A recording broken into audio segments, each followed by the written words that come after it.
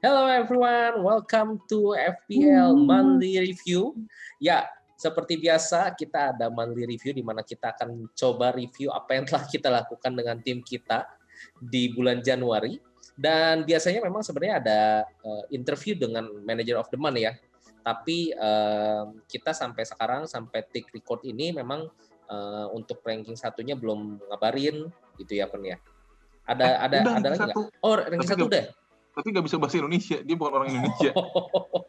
gitu lah. Ya, lagi berhalangan juga sih. Ada yang udah kontak tapi berhalangan, waktunya nggak cocok segala. Jadi untuk bulan Januari kita skip dulu interviewnya. I see. Anyway, it's okay guys. Tapi kita tetap congratulations buat yang udah Manager of the Month di bulan Januari. Dan kita tunggu lagi Manager of the Month di bulan Februari ya.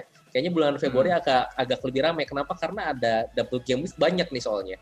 Jadi mungkin poinnya agak banyak tinggi ya. Ya, langsung aja kita akan bahas apa nih? Kita akan bahas Premier League Team Review di bulan Januari. Jadi secara XGC kita akan bahas, dan nanti terakhir juga kita akan bahas masing-masing tim dari kita bagaimana performanya ya. Oke, next. Langsung aja, gimana Pen? Ini ada data tentang apa Pen? Oke, ini sebenarnya pernah ditampilin sebelumnya sama kita di review bulan September, Oktober, udah lumayan lama lah. Tapi intinya, gue nge-plot data semua tim satu musim ini, dari game week 1 sampai kemarin 23, yang menyebalkan itu buat gue. Dari sampai 23, itu sumbu X-nya, sumbu yang datarnya, yang horizontal, itu menunjukkan berapa menit yang dibutuhkan sama setiap tim untuk dapat satu expected goals. Jadi makin kanan tuh makin lama, berarti kalau posisi titiknya makin kanan, berarti attack-nya makin jelek. Secara metrik ini ya, secara metrik minus per XG ya. Makin dia kiri, berarti makin bagus attack-nya. Makin sering shoot juga gitu ya? Makin banyak shoot, dan shoot-nya berkualitas. Jadi kalau dari grafik ini, City itu paling kiri, paling bagus attack-nya, terus Liverpool, MU, Villa, Leeds, Chelsea gitu ya. Yang artinya paling jelek tuh yang sebelah kanan tuh, yang Wolves, Crystal Palace, Burnley, terus West Brom di kanan sendiri. Itu kalau kita lihat kiri kanan. Kalau kita lihat atas bawah, yang vertikal sumbu Y, itu ada menit per XGC. Berarti berapa menit sekali dia satu tim tuh di-expect kebobolan. Bukan mencetak gol, tapi kebobolan. Di-shoot lah ya? Di-shoot, dan shoot-nya bagus gitu ya. Makin atas, berarti defense dia makin bagus. Makin butuh waktu lama untuk tim lawan nyetak gol ke gawang dia. Makin bawah, makin jelek. Makin sering di-shoot gitu ya? Ya, jadi kalau kita lihat nih, kita ada 3 tim yang posisinya agak ekstrim nih. Kiri atas tuh ada Manchester City. Berarti defense-nya bagus, attack-nya pun bagus. Kanan bawah tuh ada West Brom. Berarti attack-nya jelek, defense-nya juga jelek. Tapi di kiri bawah tuh ada Leeds. Berarti attack-nya bagus, golnya banyak, tapi kebobolannya juga banyak. Kurang lebih gitu ya. Di kanan atas belum ada. Tapi kita bisa lihat sebarannya nih. Intinya tim makin kiri atas makin bagus, tim makin kanan atas makin bagus. Itu satu musim ini. Nah, kenapa gue bikin ini? Karena gue punya satu grafik lagi setelahnya. Coba Ton. Ini adalah grafik dengan pemikiran yang sama persis konsepnya, tapi bukan season. Karena ini kita lagi bahas bulan Januari, jadi ini adalah posisi titik mereka dari game week 17 yang mulai bulan Januari sampai sekarang. 23? 23 akhir, ya. Oke. Jadi ada pergeseran nih, dari sini kita bisa lihat gini, mana sih tim yang formnya lagi bagus? Apa ciri-ciri satu tim formnya lagi bagus? Kalau titik dia bergeser dari yang tadi season itu ke arah kiri atas. Jadi makin dia geser ke kiri atas, makin bagus, makin dia geser ke kanan bawah, makin jelek. Contohnya nih, di sini tuh ada satu tim yang titiknya nggak ada, yaitu Manchester City. Jadi kenapa video tuh? kita yang bulan Oktober tuh kan kita bilang ya West Brom nggak ada, kenapa dia kanan bawah sendiri jelek banget. Saat gue plot ini, City nggak ada karena dia kiri atas sendiri bagus banget. Jadi ada 2 spektrum yang berbeda ya. Jadi City ini udah satu musim ini memang bagus, paling bagus attack-nya, paling bagus defense-nya. Sejak bulan Januari dia meningkat terus jadi makin bagus lagi. Nanti kan ya? Tapi kayaknya itu ada pengaruh juga dengan lawannya sih ya. Karena kan kita tahu ya, City lawannya memang di papan bawah sekarang ya di klasemen. Dan kayaknya baru lawan tim besar itu kemarin Liverpool ya. Iya, walaupun menang 4-1 lagi juga ya. Betul. Gundogan gue cadangan, tapi itu bahan buat video game week nanti ya, untuk game week 23 nanti ya. Ini video bulanan, bukan video game week. Jadi nanti itu akan ada lagi video kita sebelum deadline game week 24. Stay tune guys. Dan dari sini bisa dilihat Southampton tuh. Southampton kan paling bawah sekarang titiknya di bawah West Brom dikit ya. Ya itu karena kemarin dia lawan MU Ya kalah 9-0 itu ya. 9-0. Nah, yang buat gue menarik di sini adalah kayak West Brom ya. Kita mikir West Brom ini, wah pertahanannya jelek nih, gak bisa nyetak gol. Ternyata pertahanan West Brom masih jelek, tapi udah mulai bisa nyetak gol. Kalau kita lihat juga West Brom kan udah mulai menang 3-2 lawan Wolves, imbang 1-1. Kalau jarang udah nggak nyetak gol sama sekali lagi gitu. Yang paling jelek justru Crystal Palace. Nah gitu. Jadi kalau dari titik-titik ini, kalian bertiga ada pendapat apa nggak? Ya ini susah kalau kita cuma lihat satu ya. Kita harus bandingin dua sebenarnya kiri kanan gitu. Iya segini ya. Dari sini ke sini gitu ya. Kita bisa lihat ya WBA menggeser ke kiri ya daripada seasonnya. Kalau Crystal Palace menggeser ke kanan, Burnley juga gitu ya. Everton juga. West Ham ini malah naik ya. Naik ke kiri atas berarti membaik kan? Memang akhir-akhirnya West Ham dari sini ya West Ham ya. Antonio ya. Dari West Ham sini. Nah, jadi salah satu yang paling kiri atas tuh. Iya, jadi Antonio, Sufal, Soucek itu kan sempat ada beberapa yang bagus ya. Yaitu karena performa timnya bergeser ke kiri. Nah, kalau Brighton gitu-gitu aja ya? Iya, betul. Ada tim yang ya di situ nggak pindah gitu ya. Ya pindah pun cuma kayak sedikit geser gitu ya. Biar gampang ngelihatnya. Oke. Kita tuh udah siapin tabel di bawah ada. Nah, itu diurutin, Tony yang ngurutin tadi tuh, dari atas ke bawah ya. Tim yang ditaruh di atas itu makin lebih bagus dibandingin rata-rata seasonnya. Jadi sejak Januari ini penambahan minutes per XG-nya di atas 15%, pengurangan minutes per XG-nya di bawah 15%. Makin bawah itu tim yang makin jelek. Gampangnya tim yang di baris atas itu lagi on form, tim yang di bawah itu lagi off form. Jadi kalau orang suka ngomong form atau fixtures, ya kita pernah bahas juga form dan fixture itu berkaitan. Tapi kalau kita benar-benar cuma mau lihat form doang tanpa ngeliat fixtures-nya, itulah tim-tim yang lagi on form tuh di atas, tim-tim yang lagi off form di bawah. Gitu. Jadi kayak Arsenal. Tapi maksudnya ini kan diambil dari Januari sampai sekarang kan ya? Iya. Ada Leno kartu merah kemarin ya, tapi sebelum Leno kartu merah kan Arsenal lagi naik sebenarnya. Jadi mungkin trennya berubah lagi bulan Januari. Menarik gimana, Ton? Tadi lu bilang, Ton. Menarik, kenapa? Karena Sheffield United defense-nya dibilang much better. Iya, Sheffield, coba kita lihat ya, pertandingan Sheffield akhir-akhir ini ya. Tapi ya, sebenarnya gini, ini kan dari XG ya, jadi teman-teman harus mungkin coba dilihat juga bandingin dengan golnya juga ya.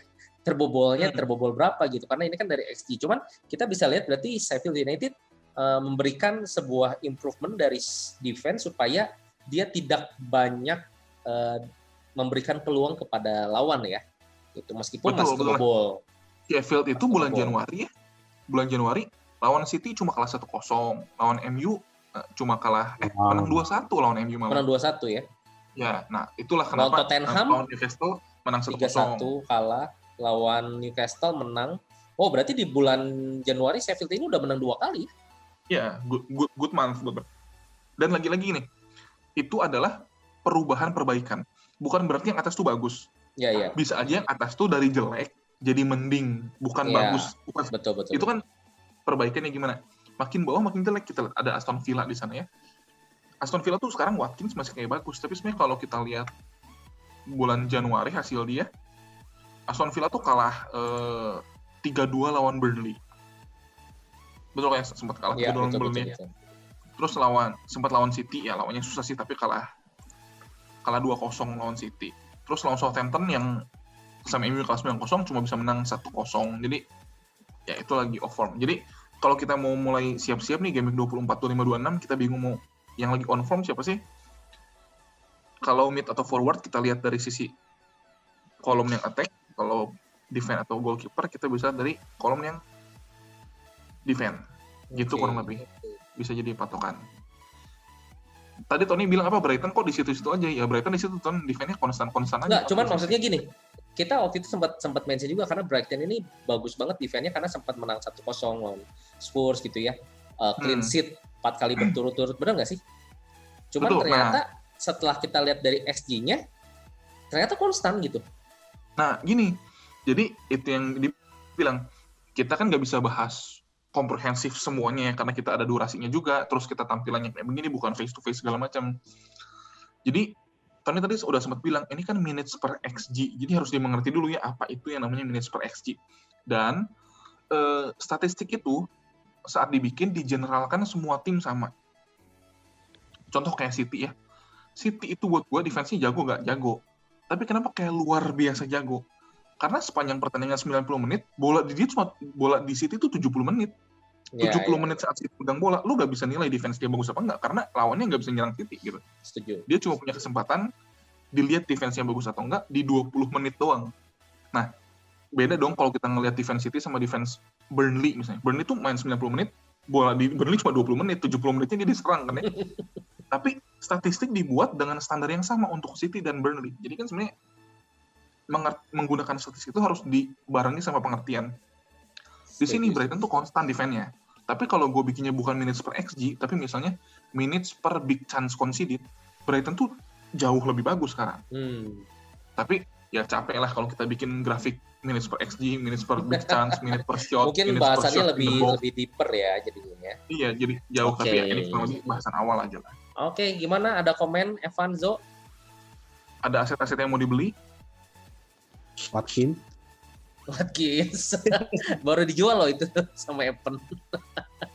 Karena itu, lu lihat deh, Aston Villa di bawah kan? Aston Villa di bawah. Thank you buat siapa yang komen? Dani ya, Mas Dani ya? Dani. Jadi, dia tuh komen di video kita sebelumnya. Ngomong-ngomong thank you banget ya. Kita gak nyangka, kita upload video itu agak terlambat sebenarnya. Tapi itu video pertama kita yang 1000 view ya, Ton? Oh iya, thank you guys. Thank you buat kita gak pernah sebelumnya video 1000 view. Dalam kurang dari 1 hari padahal. Tapi anyway, gue tuh pagi-pagi mau ngecek video kita udah upload apa belum, sambil mau transfer out Wilson ke Antonio tadinya minggu lalu tuh. Antonio mau gue kaptenin. Mas Dani ini komen, yakin mau jual Wilson. Terus gue mikir, oh bagus juga nih inputnya nih. Karena gue sendiri belum pernah mikir, kenapa nggak jual yang lain aja. Karena whatever happen di 25 tuh sekarang gue rencana wildcard kan. Jadi jual aja, wildcard gue ambil lagi, gak usah mikir jauh. Terus gue cuma mikir buat pertandingan kemarin doang. Wilson lawan Watkins. Akhirnya gue jual Watkins. Waktu Arsenal lawan Aston Villa, baru berapa? 70 detik Watkins gue lemes gue. Tapi gak apa-apa Mas Dani. Itu bukan keputusan yang saya sesali. Pilih antara Wilson atau Watkins. Karena ternyata, kalau kita lihat di 2-3 pertandingan terakhir sebelum kemarin, Wilson tuh shotnya lebih banyak daripada Watkins, dari posisi yang lebih bagus daripada Watkins, shot in the box-nya lebih banyak daripada Watkins, bahkan Newcastle pun 2-3 pertandingan terakhir main lebih bagus. Di sini Newcastle juga ya. Di sini Newcastle lebih jelek, tapi kan dikompal dari bulan Januari kan. Dari awal Januari game 17. Tapi kalau kita lihat cuma batasi dari game 21 doang, Newcastle tuh membaik. Jadi kemarin ya saya anggap saya sial aja lah si Wilson-nya. Cedera. Kalau Wilson nggak cedera, ya siapa tahu komen Mas Dani itu masih involving ya. Buat gua, malah Wilson-nya outscore Watkins segala macam. Itu totally fine. Itu gue merasa itu jadi input buat gua. Ini lah yang harus berterima kasih sama Dani. karena komen Dani, Evan terpengaruh, Evan kesusul Tony. Nah, itu. Gak apa-apa. Justru apa ya? Kemarin tuh adalah hasil yang lebih jelek. Gue jual Wilson buat Antonio. Gue jual Watkins ke Antonio, bukan Wilson ke Antonio. Tapi gue merasa puas karena gue melakukan keputusan yang nggak kurang mikir. Justru inputnya Mas Dan ini bikin gue lebih mikir gitu. Jadi ya. Itu good decision, bad outcome. Ngobrolin tim kita langsung aja kali ya, kita coba bahas. Nah, ini monthly review, mohon maaf gua dulu ya, karena ya memang poinnya lebih banyak gua ya. Ini kasih buat yang juga, ini bukan poin overall ya, ini poin bulan Januari doang. Ya, total poinnya ini ada, ya teman-teman bisa lihat di sini ada dari game 18 sampai 22. Di mana ini kita masukin total poin dari game 18 sampai 22, di bawah itu ada tentang another whole player, di mana yang menghasilkan seperti clean sheet, assist, goal, dan juga transfer in dan out dari masing-masing kita. Ya, mulai dari gue dulu, gue dari game week 18, mulai 39 poin, which is karena blank game week, dan di situ gue pakai minus, kapten, dan lumayan oke buat gue, dan overall rankingnya turun sebenarnya, jadi dari game week 17 itu turun ya. Nah, cuman dari game week 19 sampai 22, gue bersyukur banget sih, karena ini gue bisa bilang booster banget buat tim gue. Yang paling oke itu sebenarnya karena game week 19 itu gue tidak melakukan menggunakan chip apapun. Jadi double game week tapi gue nggak melakukan chip. Gue expect-nya adalah gue turun ranking, tapi somehow gue naik ranking. Nah ini gue suka gitu. Dimana di situ gue boost banget. Meskipun di game week 20 gue salah kapten Bruno, kita banyak banget orang yang pakai Bruno salah kapten. Tapi di situ ada gue ketolong sama 3 orang. Bisa dilihat ya, ada Cancelo 17 poin, Soucek 15, dan Gundogan 14 poin. Di mana Gundogan itu baru gue masukin menggantikan KDB. Nah, kedua, poin kapten juga gue suka banget di game 21-22. Kenapa? Karena ini agak melawan arus, dan itu berhasil banget. Gitu. Jadi saat orang-orang mengkaptenkan Bruno, tapi gue malah salah melawan West Ham, dan saat orang-orang salah, gue pakai Bruno gitu ya. Nah, di sini ya gue sih udah cukup puas banget dengan total poin yang di sini. Transfer policy itu adalah poin ketiga gue yang memang oke banget lah di bulan Januari. Karena gue baru kali ini 1 bulan gue transfer policy-nya plus gitu.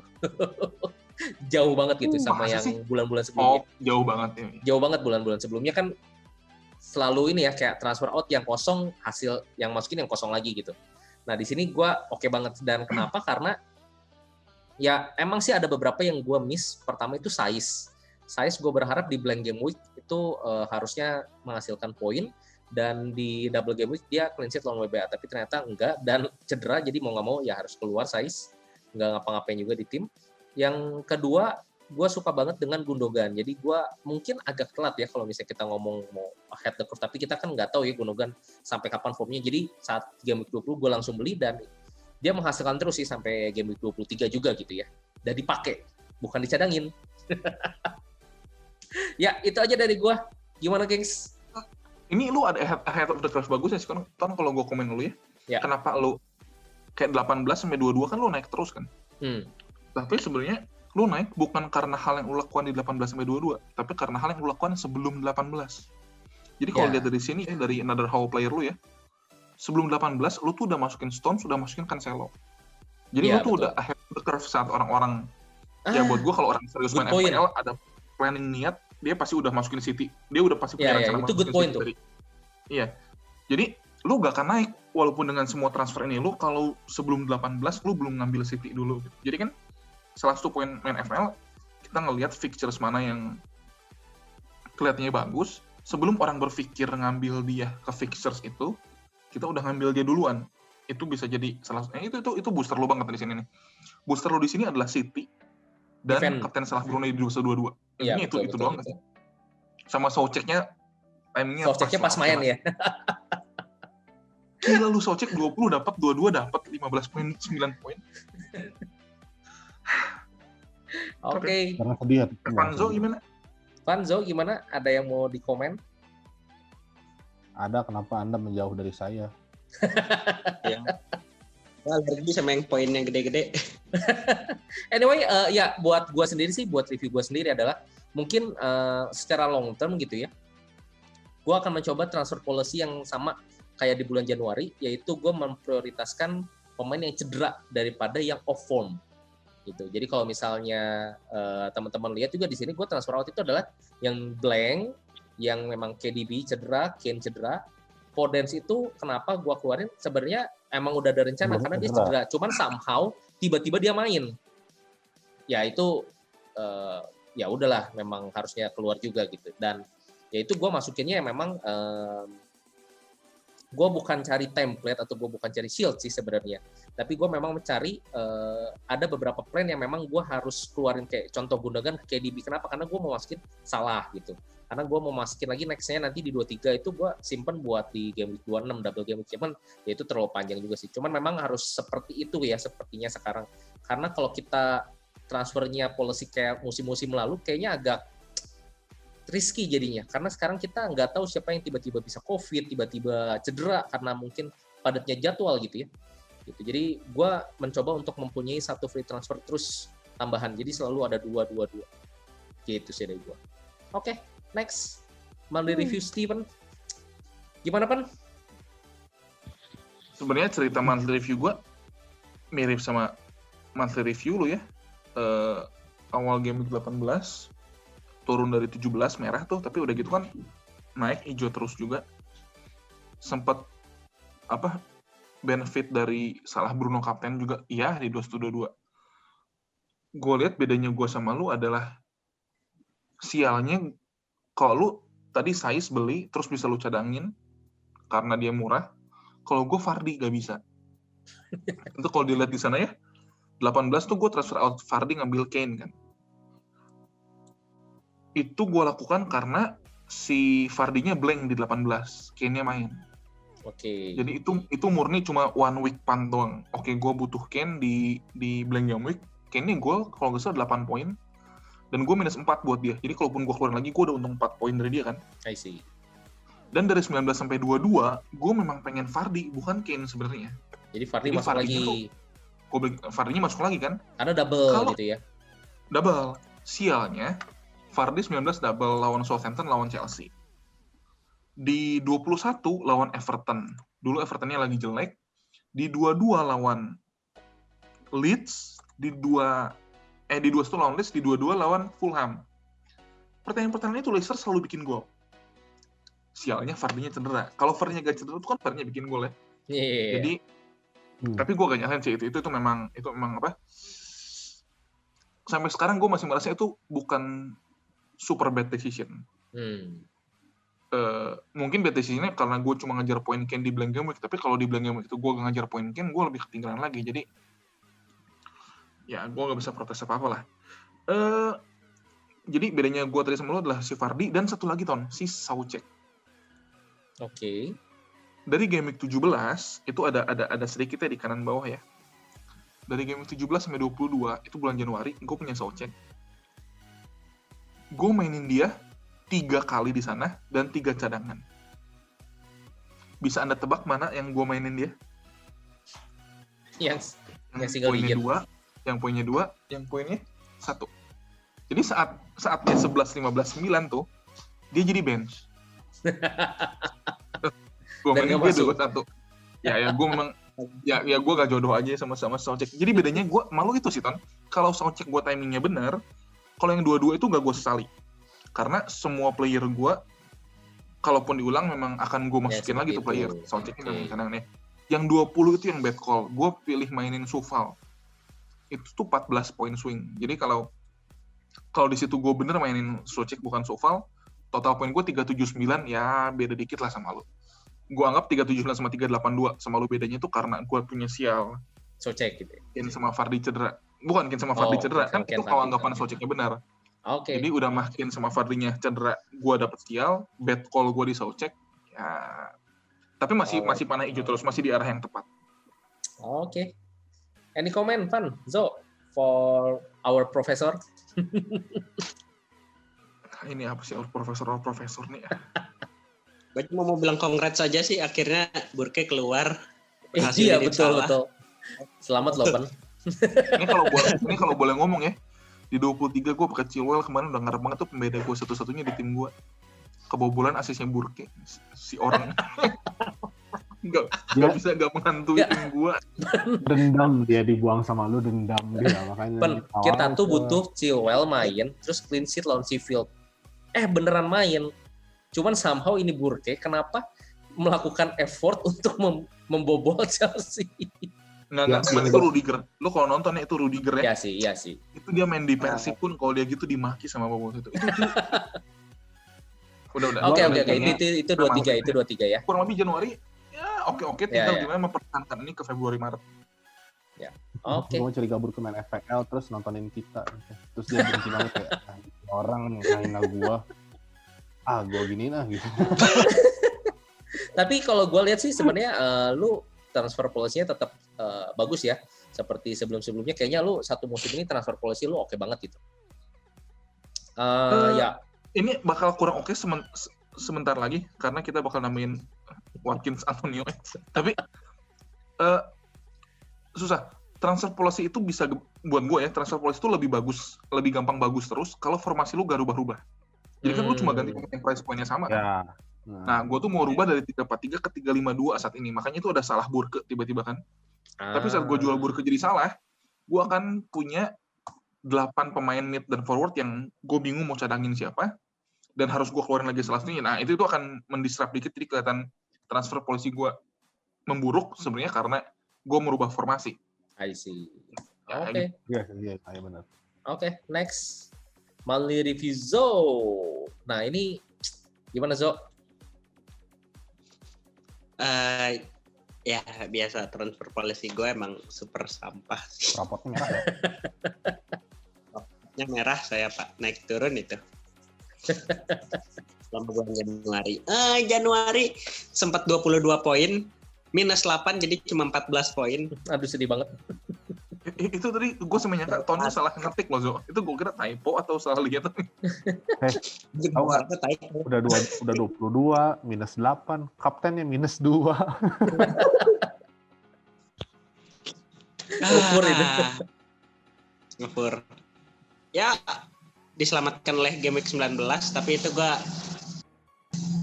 berkorban free hit, jadi ya nggak gain banget sih, karena nanti gue di 29 blank game week bakalan susah juga karena udah nggak punya free hit. Bakal sama dong, 14 poin lagi.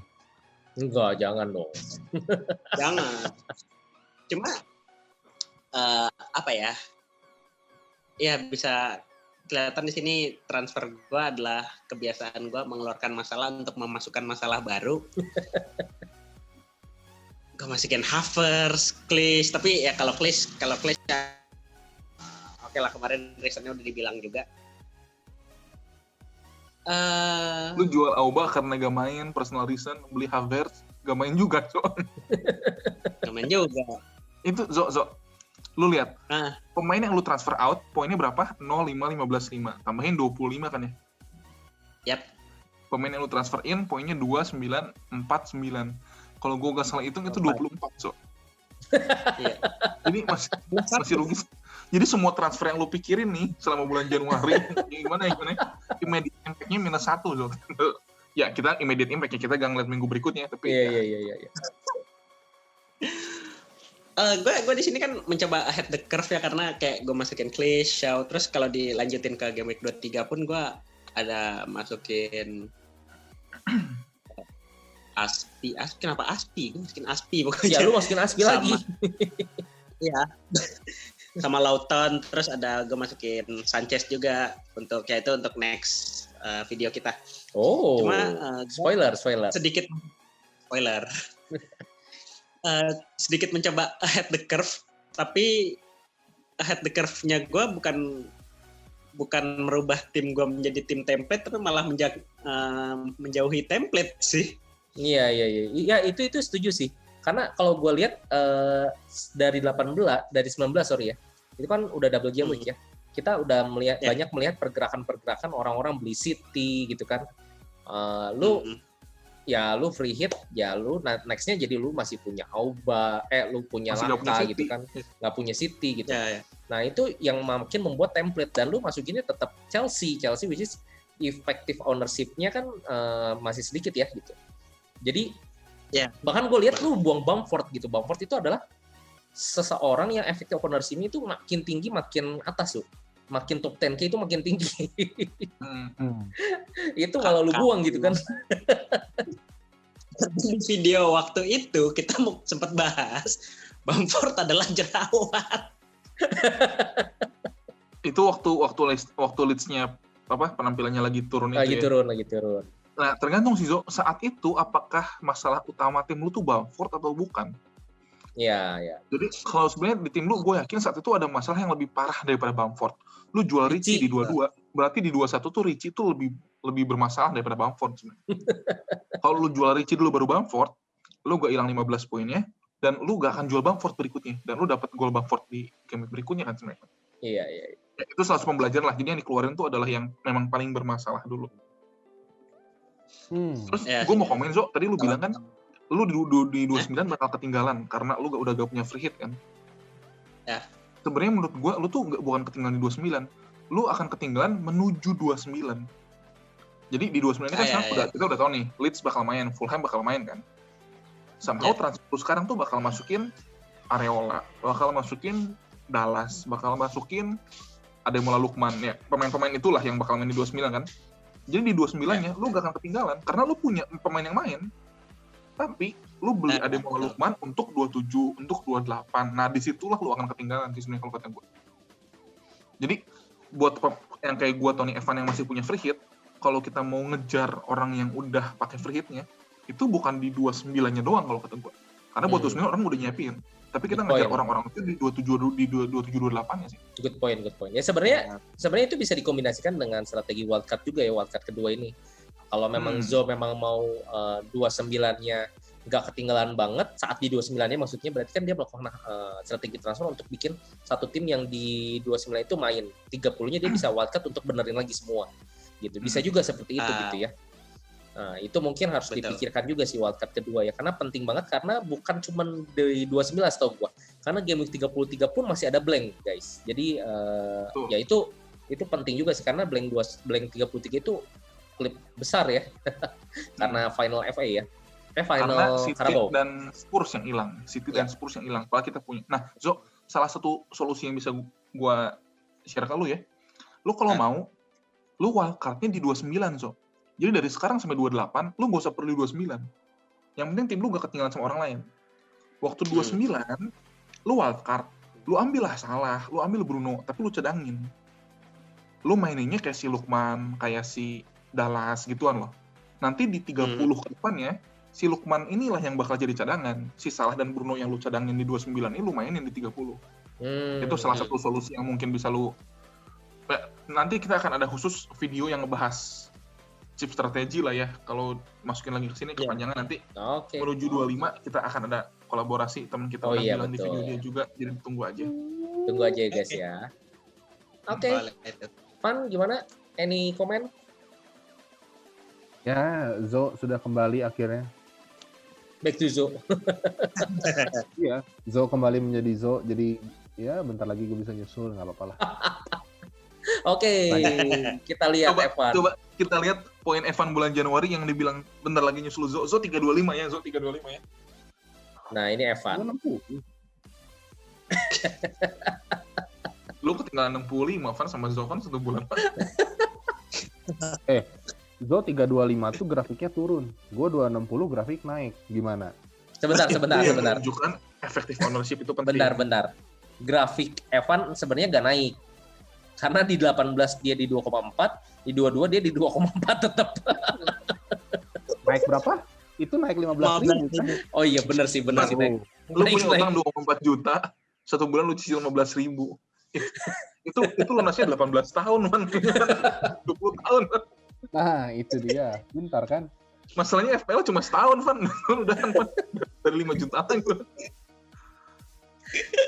Kapten gue ngeblank banget ya. Ya, kalau ini gue setuju. Evan lagi bau nih. Kalau lu lihat, Evan kan biasa kaptennya itu agak nyeleneh ya. Kapten yang nyeleneh malah hasil. Dia kaptenin Martial. Bruno 4 dapatnya gitu ya. Son 4 dapatnya. Salah timing banget gitu. Cuman ya kita nggak bisa ngomong ya. Karena pemilihan kapten juga pasti ada pertimbangan sendiri dan terutama betul efektif ownership itu pengaruh banget gitu ya. Betul. Tapi yang gue bisa bilang, Evan ini sebenarnya udah ahead the curve. Tapi kecepetan teing kalau kata gue ahead-nya. Karena kalau dia dari transfer policy-nya, kita bisa lihat ya Evan ya. Lu udah beli Foden ya di 18. Gue kan gatel anaknya ya. Jadi ya gitu tuh, tiba-tiba ada Dallas, just 15 poin, harusnya santai dulu aja gitu. Ya gitu-gitulah, gatel pokoknya lihat ada yang gini, ini bagus ya sekarang beli. Tapi ini sama-sama Zo sih poinnya, Van. Jadi lu bisa gatal sama Dallas. Jadi alasan lu transfer Justin ke Dallas itu ada 2 sebenarnya. Antara Justinnya bermasalah atau lu pengen poin Dallasnya. Kalau memang Justinnya bermasalah dan dijual dan lu beli Dallas, mungkin bisa hasil. Tapi yang lu lakukan adalah lu ngejar Dallasnya tanpa ngelihat masalah di tim lu siapa. Karena ya maksudnya gue transfer back gue tuh 5-5-nya 5 posisi 5 terbesar poin sekarang di FPL gitu. Jadi Berarti back gua nggak nggak ada apa-apa, masalah. Nah, lu Ya. transfer itu persis sama gue punya 3 striker, Watkins, Bamford, Wilson, nggak apa-apa. Gue kejar Antonio, itu sama persis. Pak. Jadi Karena kesalahan gua- kita sama sekarang. Iya, gua kan gua asalnya ngejarnya pengen triple leads kan buat nanti double game week. Leeds. Maksudnya gue nyicilnya dari sekarang siapa yang gue jual gitu. Nah ini maksud So gue far, tadi. ya. Dia tuh sebenarnya udah So far. ahead the curve, cuman kecepetan. Ting. Cepetan. Karena kan ya gue nggak tahu Robo bakal seturun itu ya formnya. Kalau misalnya gue tahu Robo bakal seturun itu, banyak dana upgrade premium itu sama forward gue gitu. Ya kita susah ya kalau Ya. ngomong tahu Sayangnya, gitu ya. Kita bukan kalau tahu gitu, kita nggak bisa Iya. ngomong itu ya. Iya nggak bisa gitu makanya. Kan gue mikirnya ya Robo harusnya masih lebih bagus dong daripada Ya. Justin, dan gue nggak pernah ada masalah sama target sama Creswell. Itu good point yang gue juga bingung sebenarnya jawabannya gimana ya. Evan masih berharap Robo tuh bagus. Kapan kita ngasih garis? Ini kita tuh lagi sabar menunggu Robo poin, atau kita udah keras kepala? Ini tuh udah nggak hasil tapi masih ini mbak. Nah, itu sesuatu yang memang yang bingung cari jawabannya sih. Kalau Iya, kita main tuh. karena yang namanya main FPL pasti nyesel. Jadi kayak sekarang Pasti gue nyesel. yang Itu bisa jadi kuat lagi soalnya main FPL pasti nyesel banget. pasti nyesel karena gini, gue nahanin Robo. Gue berharap memang Robo tuh misalnya masih bagus ya. Liverpool nggak mungkin lah sebego itu turun terus jadi posisi 8 kan aneh banget gitu. Tiba-tiba turun gitu. Somehow attacking return Robo pasti gede dong. Tapi lebih gede, maksudnya Robo sama Justin lebih gede Robo. Ya pasti Ya. gue lebih jual Justin gitu. Terus Dallas posisinya IMF gitu ya. Gue mikirnya ya lebih mending gue buang Justin gitu. Cuman ya pasti nyesel tuh nanti pas gue buang Robonya hasil. Nah kan pasti nyesel jadinya. Ya. Tapi Ton, kalau ini nyambung Evan soal Robo ya, itu tuh mirip kita soal Chilwell. Ton. Menurut lu Chilwell masih ada di tim kita, itu kita sabar atau keras kepala? Iya. Kalau dibalikin gue punya jargon yang tadi gue bilang gitu ya, gue akan mengutamakan yang cedera dulu, dimana itu udah pasti nggak main, betul kan? Kalau Kalau tim Chilwell bukan ini cedera. nggak cedera masalahnya, jadi kayak gue pun kalau misalnya nggak ada yang cedera dan gue cuma punya satu transfer, gue pasti safe. Meskipun kita udah lihat nih Chilwell nggak dirotasi, maksudnya bukan dirotasi, nggak main, nggak dapat minute play ya. Gitu. Kalau gue akan tetap simpan karena pertama gue nggak ada urgensi untuk mengganti itu. Back gue yang lain gue masih bisa main. Gue di mana squad yang gue 14 orangnya bisa muter tuh. Itu satu. Nah yang kedua sebenarnya kalau gue sih sebenarnya bukan dari poinnya juga ya sebenarnya. Cuman apakah memang lo ada plan yang memang lo harus ganti nggak gitu rotate-nya. Makanya untuk ganti seorang pemain kalau buat gua tetap tadi prioritasnya pertama yang cedera dulu, udah gitu lu punya plan nggak? Kalau memang nggak punya, buat gua sih lebih safe transfer ya. Tadi kan gua udah sempat bilang ya, lu punya 2 free transfer tuh lebih enak sebenarnya karena sekarang ada apa-apa lu lebih fleksibel gitu gantinya, nggak pakai hit. Bisa dilihat gua juga take hitnya berkurang banget sih sampai sekarang. Mungkin gua cuma baru 4 kali 16 doang take hitnya gitu. Itu dari gua sih. Oke, sip. Oke, next. Ya ini selagi ngomong ini ya yang Evan, karena Evan kan rankingnya memang jauh banget dari kita ya. Jadi kita mau kasih lihat juga nih, ini jarak di setiap tier kita bilang ya. Ini datanya diambil dari livefpl.net dan pakai akunnya gue. Dimana gue poinnya 1440, ranking 111.000. Ya, teman-teman bisa lihat ya dari ranking 111.000 untuk ke ranking 200.000 itu kurang 23 poin tuh. Cuman ya kalau kita bisa lihat jaraknya berarti dari 200.000 ke 100.000 ya sekitar 19 poin ya. 27 justru lah, gue belum ya. ingat karena ya 27, 23 sama 4. Oke. Ya ini sempat kita bahas juga ya. Kenapa? Karena ini kalau Zo sekarang turun, Zo sekarang di berapa sih? 400 ya? 400 ya. 450 ya. Ya di sini ya. Jaraknya udah 50 poin ya sama gue ya. Dimana lu buat naik ranking pun bedanya di sini adalah 6 ya. 11 woy. 14 ya, 14 di sini bedanya 18. Oh tuh, makin nambah ya. Dari 27. 27. Iya, betul. Jadi, ya ini sih yang memang masuk top 10K kenapa susah ya, karena lu bergeser dari 500.000 ke 400.000, sama lu bergeser dari 200.000 ke 100.000, sama-sama naik 100.000, tapi effortnya jauh banget ya. Iya. Kalau 500 ke 400, lu tinggal mangkas 12 poin dari damage sekitar lu udah naik ke 400. Tapi kalau 200 ke 100, lu mangkas 12 poin tuh, lu ke 150.000 aja belum nyampe gitu. Lu harus mangkas 27 buat ke 100.000. Jadi memang, lu lihat aja, Ton. Lu sekarang lebih mungkin jatuh ke 3 juta karena selisihnya 242 poin daripada ke 258. Berarti kan gila banget kan. Jadi makin atas nih kalau kita lihat kurva tuh makin nanjak gitu ya, makin miring gitu ya. Jadi memang makin menuju atas jalannya makin terjal nih, lebih gampang slip di atas daripada di bawah. Iya. Dan lebih susah nyelip di atas daripada nyelip di ranking bawah. Nah, untuk bahas jadi, itu juga. Tapi poinnya gini. Nah, ya gimana, Tom? Sebenarnya gue mau ngasih lihat ini sih effective ownership sih. Gitu. Oke, gimana? Kalau effective ownership sebenarnya, nah ini data juga sebenarnya dari Live FPL ya. Ini game week 23 beres, gue coba screenshot. Dimana kalau misalnya gue, Evan, Zo, kemarin kan kita mau incer top 100k ya. Nah, top 100k itu di atas tuh, kotak merah. Tapi gue ada satu kotak merah lagi. 100k, Tom? Gue sih pengennya top 10k sih. Tapi ya, aja, susul gue dulu lah. Nah, ada satu lagi kotak merah di bawah itu adalah 1,5 juta sampai 2 juta, which is yang di area Evan sebenarnya. Kan kita selalu bilang ya, Evan ini transfer policy-nya ya beda lah dari kita ya. Dan memang buat gue memang harus beda. Karena kalau sama, nggak ngaruh. Ada yang nggak ngaruh, ada yang ngaruh, teman. Beda strategi gitu. Penempatan strateginya itu beda tempat jadinya. Coba kalau kita lihat di sini, orang-orang, lo waktu itu kenapa ngebet Antonio, salah satunya mungkin jadi shield nih. Kita bisa lihat Antonio di Evan itu cuma 41%. Jadi sword ya. Ini jadi sword kalau kata gue, diferensial banget.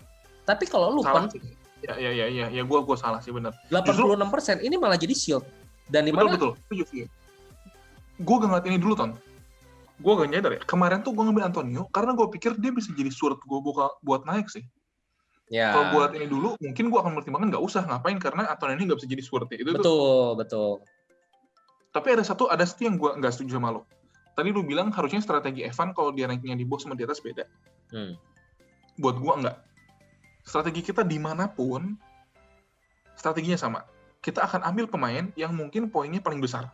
Intinya main FPL tuh gitu. Jadi, hitam putihnya FPL adalah yang juara, itu bukan yang efektif ownership-nya lebih rendah atau yang lebih template atau yang lebih diferensial. Yang apa?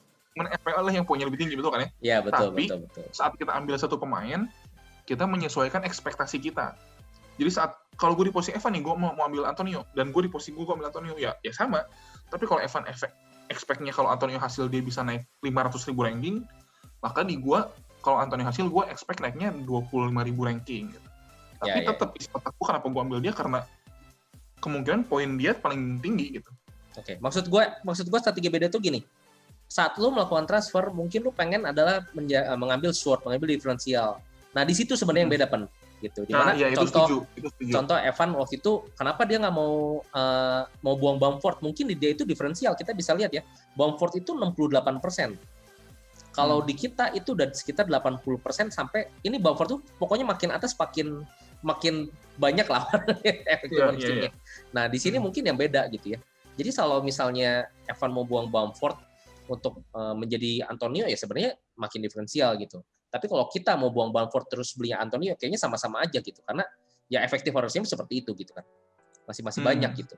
Nah, yang menarik itu ada sekitar 2 orang kalau nggak salah gue tadi lihat. Yaitu Grealish dan Justin. Itu efektif ownership-nya segitu-gitu aja. Jadi kalau gue bisa bilang, Grealish sama Justin ini adalah orang dibeli sama para manajer, ya kayak set and forget gitu. Ya udah, yang penting ada di tim aja. Nggak usah diapa-apain gitu.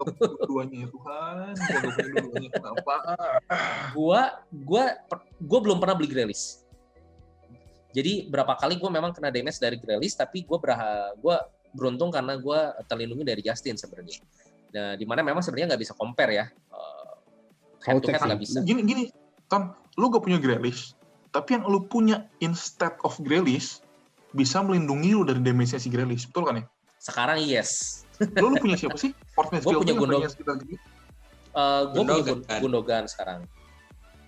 Oke, jadi Betul. si Gundogan itu bisa melindungi poin dari Grealish kan? Ya betul. Dan sekarang kan Gue gue tuh punya kemarin Son juga. turun, gue 2 minggu ini agak turun karena gue pakai Chilwell untuk melawan Justin. Si Justin hasil, terus si Chilwell-nya nggak hasil. Sebenarnya kalau Chilwell-nya hasil, gue terlindungi dari poin si Justin karena gue dapat Betul. juga kurang lebih gitulah mikirnya. Ya, itu sih guys untuk effective ownership. Nah, ini terakhir monthly review.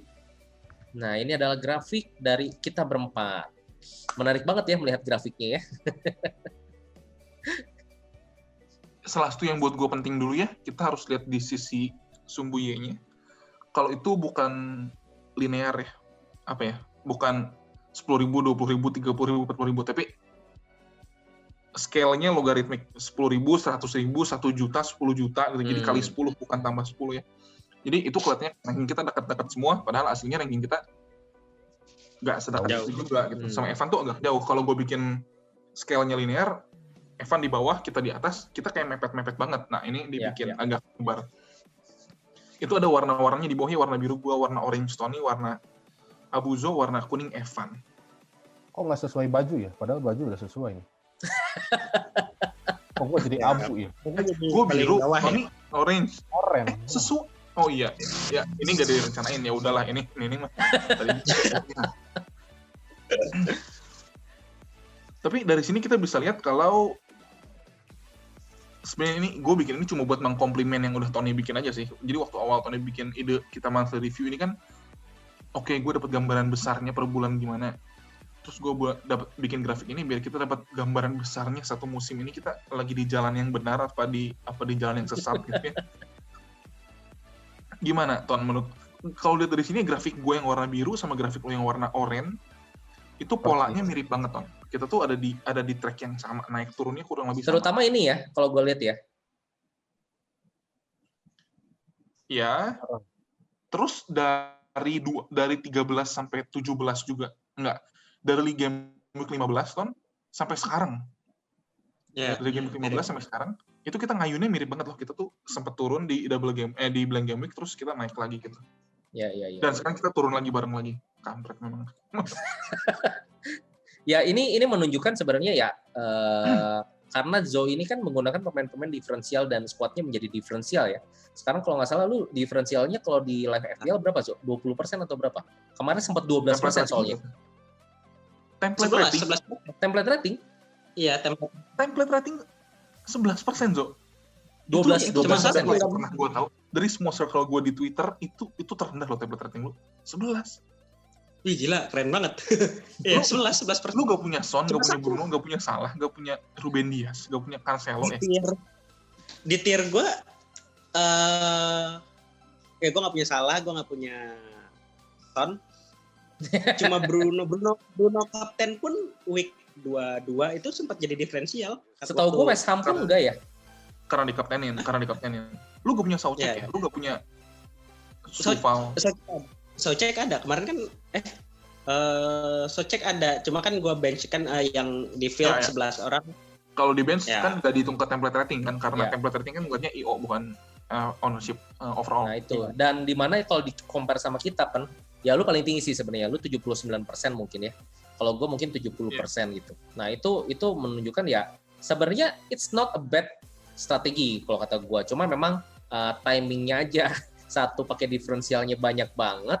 Pemain-pemain template ini menghasilkan dan tidak bisa meng-outscore nih diferensialnya. Jadi ya mau nggak mau jadi ketinggalan. Kenapa? Karena banyak orang banget dapat hasil gitu kan.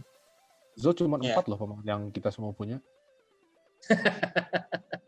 Bruno, Soucek, Watkins, sama Cancelo yang semua orang punya. Sisanya nggak ada ya. Dan gue udah punya Watkins-nya. Gue juga nggak punya sih. Kiper kita semua kebanyakan Martinez atau McCarthy gitu. Zo itu Darlow dan Steer.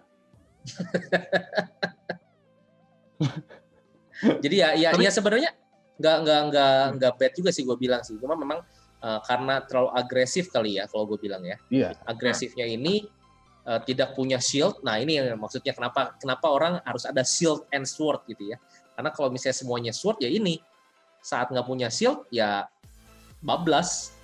Nih, Ton, di video kemarin tuh kita sempat bilang kan ke Zo kan, ini akan jadi downfall keempat lu atau kelima lu gitu kan. Coba. Bukan. Tandain.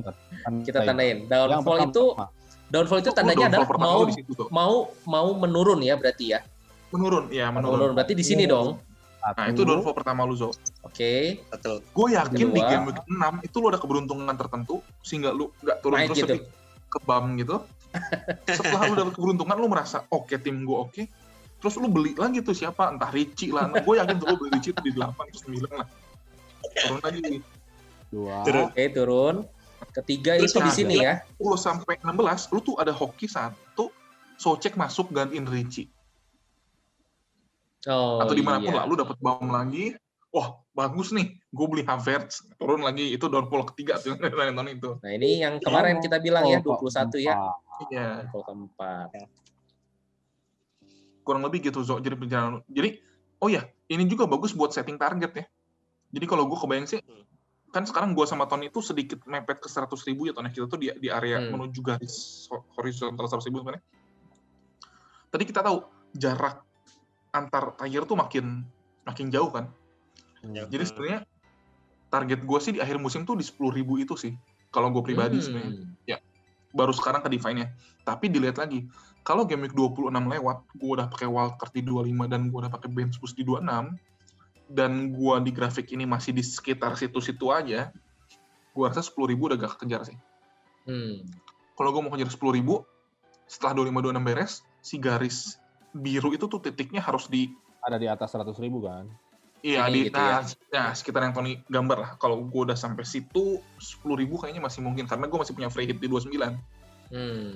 Tapi kalau enggak, belum Berat, nyampe, ya berat, karena kita lihat dari sini 10.000 ke 100.000 itu lebih jauh daripada 1 juta ke 2 juta kan. Tadi udah lihat ada rank tier nih kan di screenshot.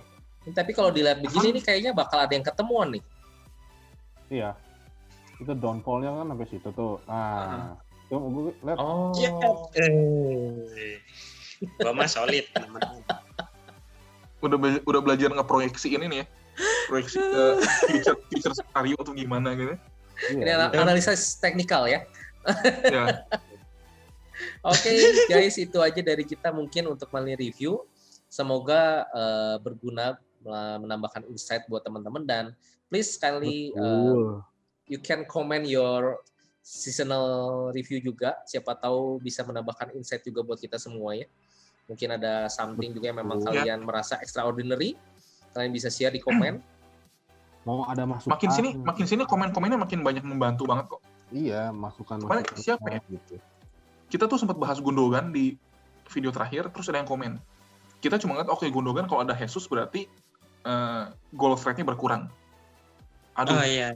Bro siapa itu? Terus ada yang bilang, kalau goal threat-nya berkurang, mungkin chance creation-nya bertambah karena ada Jesus. Kenapa Gundogan shoot-nya berkurang? Karena dia passing ke Jesus. Ya, yang kayak gitu kan kita pun nggak kepikiran sebenarnya kan. Oh, jadi Gundogan bukan masalah karena golnya berkurang, tapi bisa dapat assist ya. Itu input yang bagus banget buat kita tuh. Mantap ya, mantap. Thank you so much guys. Komen kalian masih kita tunggu. Komen kalian di YouTube, di Instagram, di Twitter, apalagi kita lebih banyak aktifin di Twitter sih.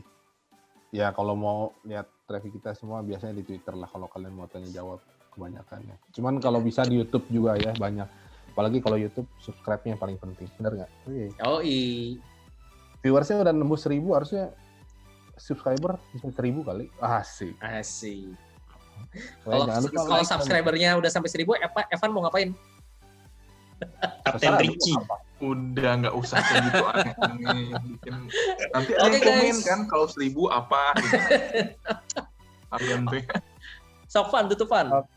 Pokoknya mah terima kasih buat dukungannya semuanya. Jangan tetap like, comment, share, subscribe. Bye-bye.